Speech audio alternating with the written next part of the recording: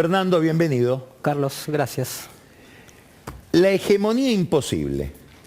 Este es el libro que acaba de publicar Fernando Rosso. A ver si lo podemos... Ahí está.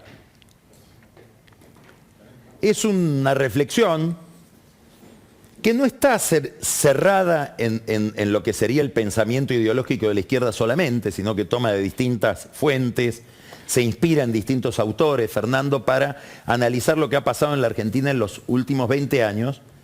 Y el título es La hegemonía imposible, como si hubiera una especie de empate, que vos decís en el subtítulo, que impide que el país salga de la inercia, porque nadie tiene el monto de poder suficiente como para vencer el punto de inercia. ¿Por qué?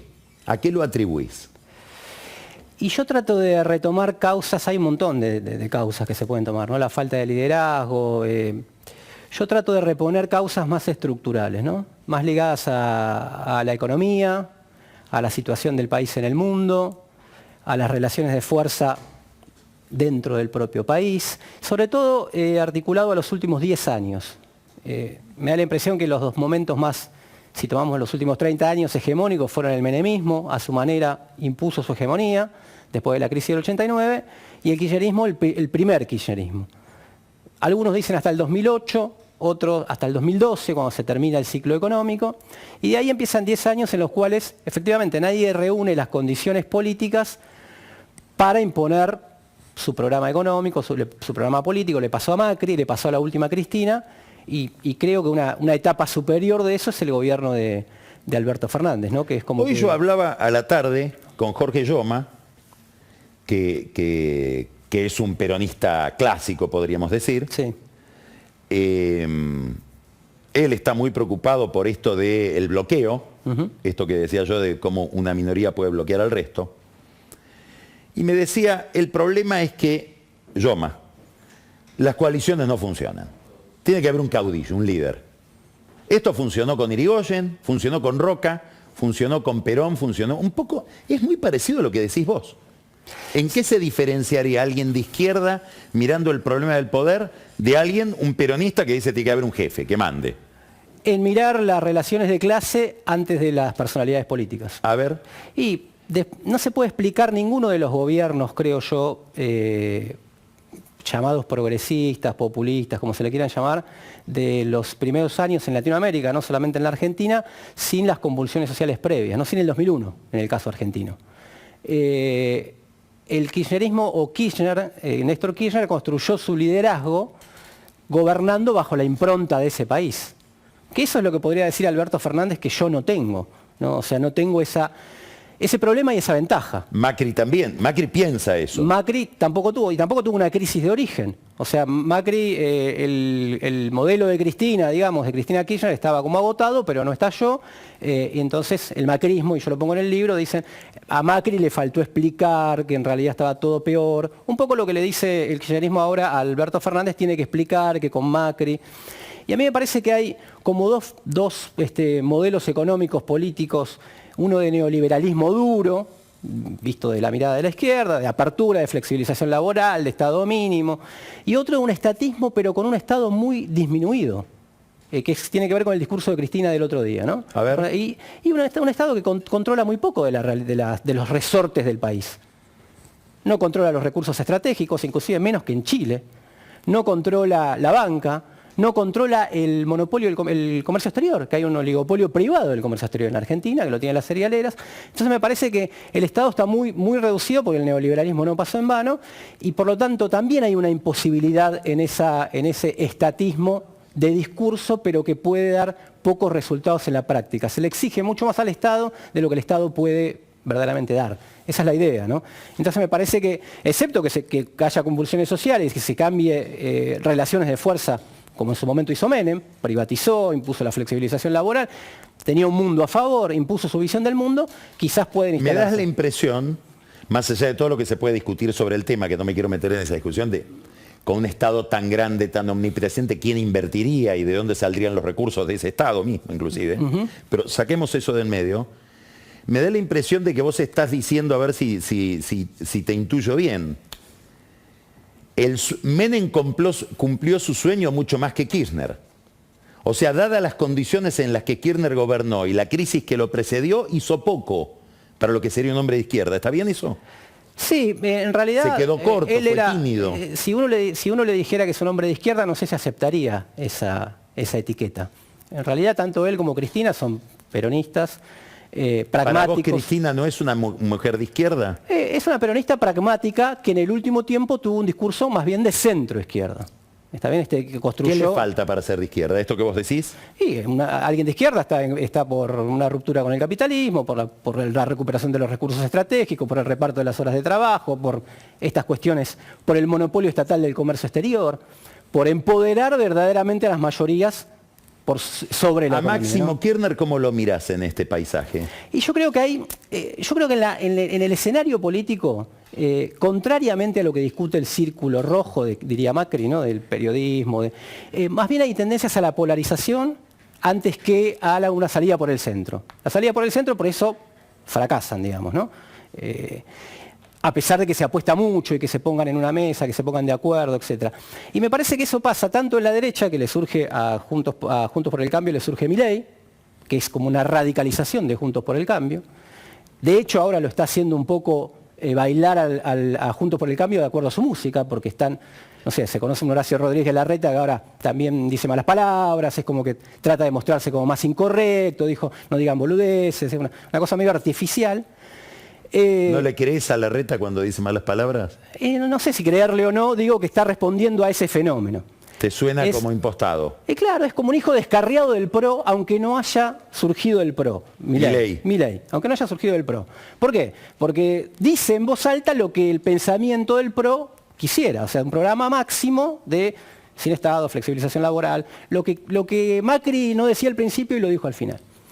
Y me parece que en la coalición de enfrente también pasa lo mismo con la izquierda, el kirchnerismo y el frente de izquierda sobre todo, ¿no?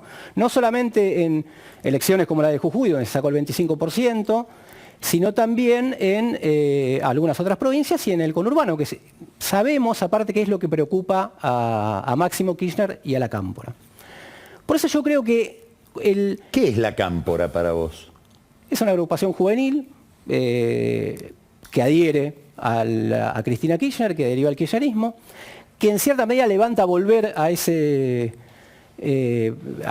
pasado del 2003-2008, para el que no tiene las condiciones para hacerlo ahora. Esa es la idea un poco del libro, ¿no? Pero lo que quería decir es que me parece que la mirada del kirchnerismo solo se toma una parte, digamos, ¿no? Que bloquea. El problema de Alberto Fernández sería que Cristina no lo deja gobernar, que él no se emancipa, ¿no? Que al final no impone su impronta.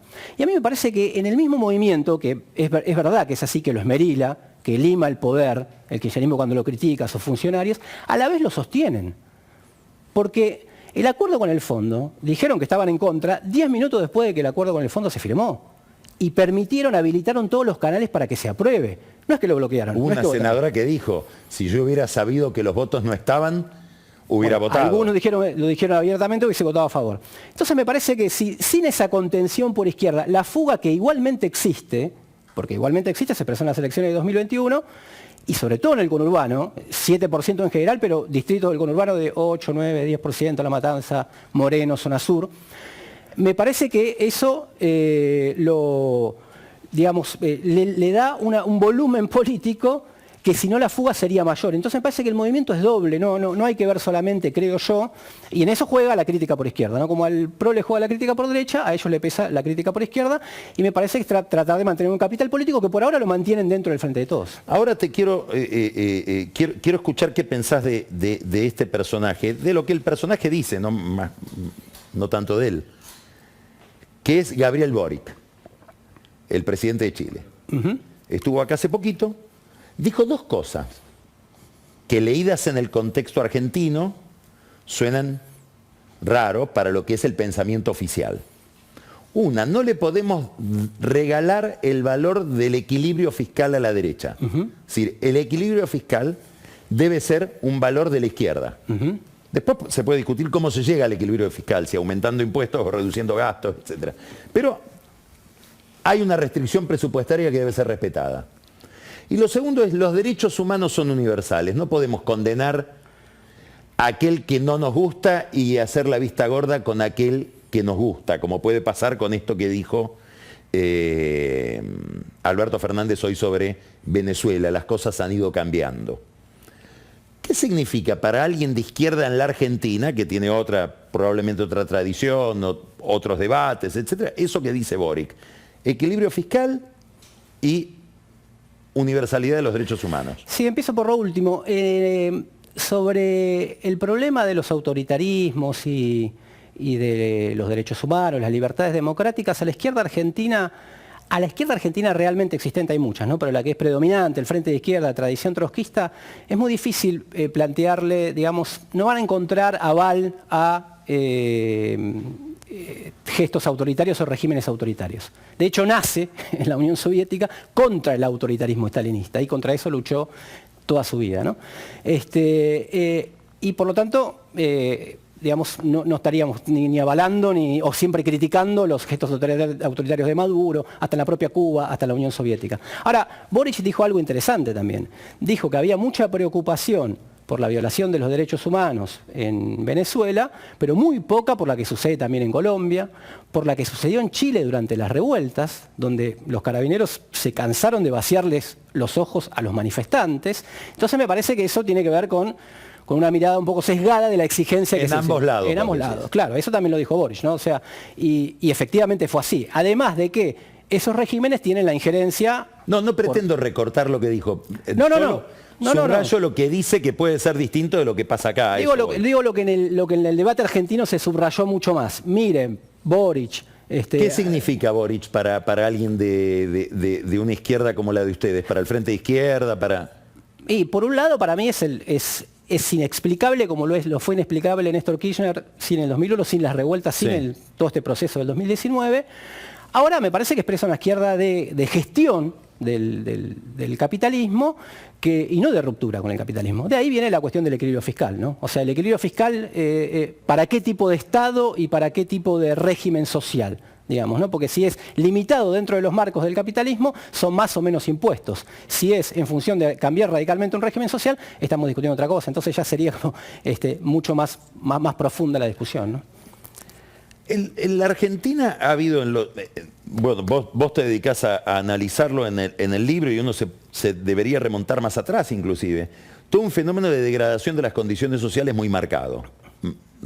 Crecimiento, los números que mostrábamos recién, ¿no? Los números de este auxilio que ahora anunció el gobierno indican ahí una cantidad enorme de gente que está fuera de los beneficios del sistema o que los recibe muy parcialmente, desocupados, subocupados, trabajadores informales, etcétera.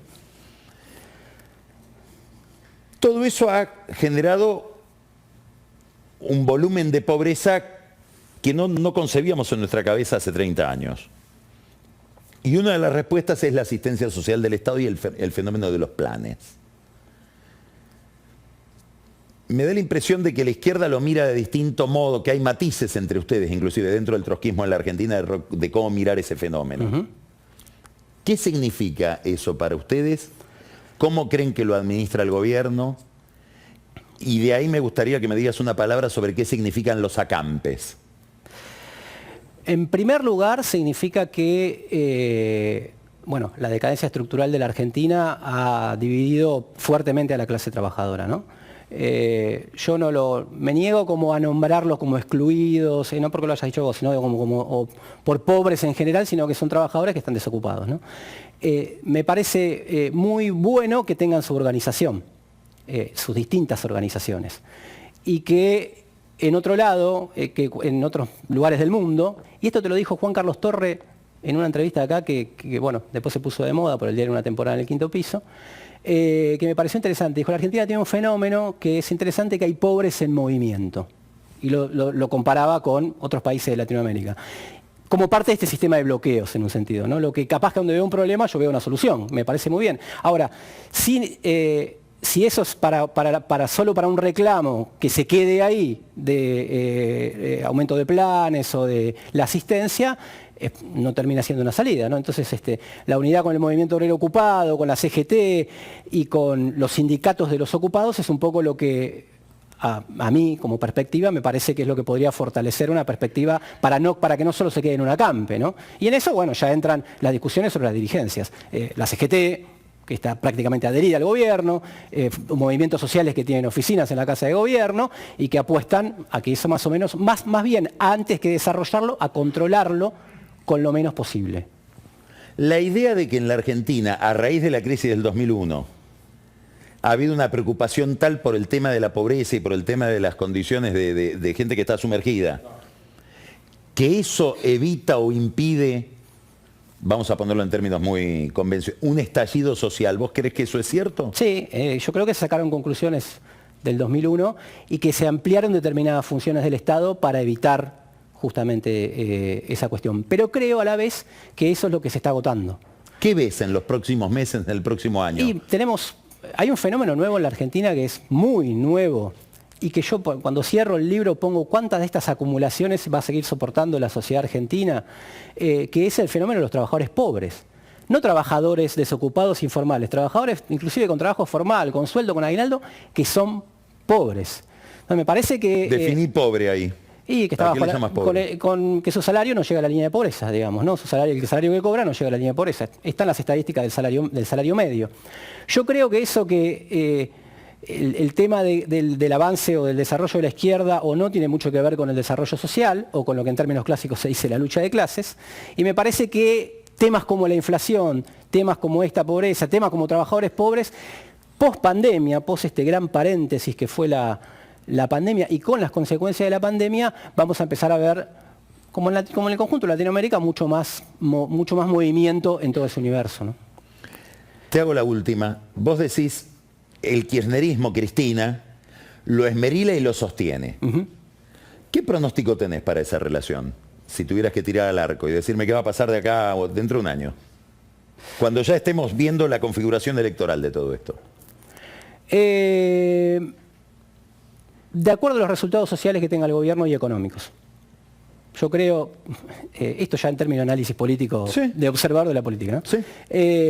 Si tiene algunos resultados que lo veo muy difícil, también creo que todos lo vemos muy difícil, le puede llegar a decir, tomaron parte de nuestra agenda, el kirchnerismo le puede decir, tomaron parte de nuestra agenda, hoy aumentó el salario, por ejemplo, recuperó la economía gracias a esto, fuimos todos. O, si le sale mal, fuiste vos. Ese es el problema que tiene este artefacto raro, donde el que preside no tiene el poder, ¿no? Entonces, la interna ya estaba en el origen de ese artefacto. Entonces, me parece que va a depender mucho de eso. Fernando, mucha suerte con el libro. Gracias. Acá vamos a mostrarlo de nuevo. La hegemonía imposible de Jorge Yoma, no, perdón, de Fernando Rosso. Muchas gracias. Vamos ahora a un corte.